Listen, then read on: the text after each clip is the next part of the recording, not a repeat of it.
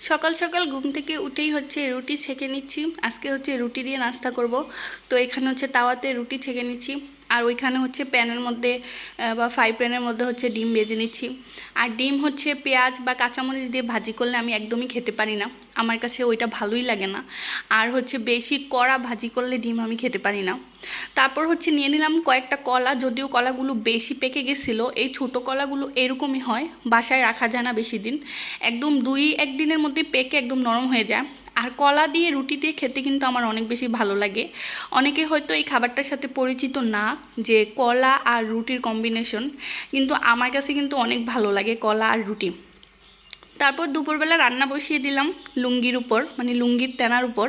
তো এখানে হচ্ছে ভাত বসিয়েছি, আমি আজকে রান্না করব, মানে আজকে রান্নাটা আমি করব। অবশ্য একটা তরকারি আমি রান্না করব, বাকিগুলো হচ্ছে আমার মা রান্না করবে। আর এখানে হচ্ছে আমি একটু কফি নিয়ে নিলাম, কারণ সকালবেলা নাস্তা করার আগে অথবা নাস্তা করার পরে কফি না হলে তো চলেই না, কফি অথবা চা আমার লাগবেই লাগবে। তারপর হচ্ছে জানালার পাশে এসে দাঁড়ালাম, দাঁড়িয়ে রোদ পোহাতে পোহাতে 1 কাপ কফি উপভোগ করে নিলাম। যদিও এটা কাপ ছিল না, এটা ছিল ফ্লাক্সের একটা মগ, এটা সামনে ছিল তাই এটার মধ্যে নিয়ে নিলাম।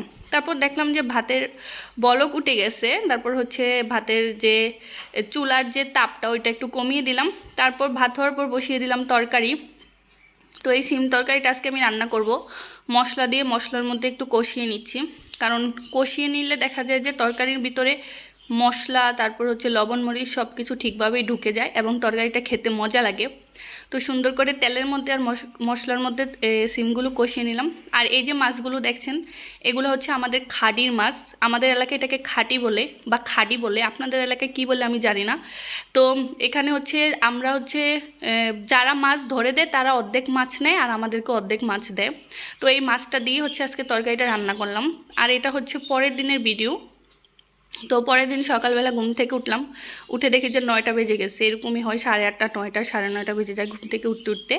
তো ভাবলাম যে আজকে একটু নুডলস রান্না করে নিই, কারণ সকালবেলা গতদিন সকালবেলা তো আমি রুটি খেয়েছিলাম, আজকে তো আমি আর রুটি খেতেই পারবো না, আজকে আমাকে অন্য কিছু খেতে হবে, কারণ রুটি প্রত্যেক দিন খেতে পারি না। তো নিয়ে নিলাম পেঁয়াজ কেটে রসুন কেটে মরিচ কেটে নিলাম, আজকে হচ্ছে নুডলস রান্না করব। তো এখানে পেঁয়াজ দিয়ে দিলাম, সুন্দর করে ভেজে নিব, লুঙ্গির তেনার উপর বসিয়ে দিলাম। লুঙ্গির তেনা বলতেছি আমি, কারণ এই চুলাটা লুঙ্গির তেনার উপরে বসিয়েছে আমার ভাবি, লুঙ্গির তেনার উপর কেন বসিয়েছে আমি জানি না।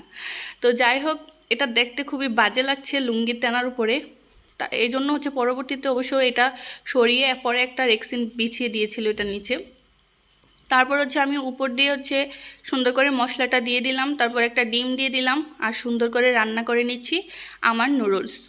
অনেকেই আছে যারা প্রত্যেক দিন আমার ভিডিওগুলো দেখে, যদিও আমার ভিডিওতে ভিউজ নাই কেন এটা আপনারা সবাই জানেন, কারণ দেখা যায় একটা পেজ যখন মানুষ চালায় এবং মাঝখান দিয়ে অনেক দিন পেজে কাজ করা বন্ধ করে দিলে বা ভিডিও করা বন্ধ করে দিলে কিন্তু পেজ একেবারে ডাউন হয়ে যায় এবং ভিডিও একেবারে, মানে ভিডিও রিচ একেবারে কমে যায়।